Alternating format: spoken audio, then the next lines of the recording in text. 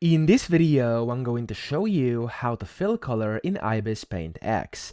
Now to do this, there's actually two ways using the bucket tool. So you want to go to the bottom left and you want to tap on the brush icon to actually open up your tools, and here you have this bucket tool. So you simply want to tap on the bucket tool like this, and as you can see, it's going to enable the bucket tool.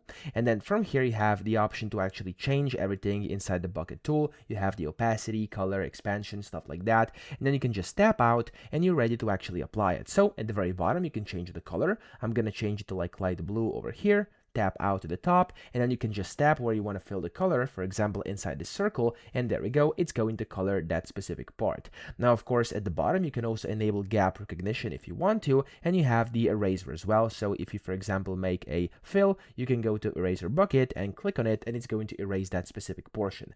Now that's one way, but that's just like the easiest way to do it. If you have like more complex things, like more selections, stuff like that, what you can also do is first select it using the wand tool or the lasso tool. So go to tools again, and then select for example the magic wand up top, and here you can just tap on the area you want to color, and as you can see it's now kind of highlighted. Then you want to switch over to bucket, and you can now fill in here, and it's gonna fill inside your selection. So that's how to do this. I hope this video helped you out. If it did, please subscribe to the channel and help me out as well.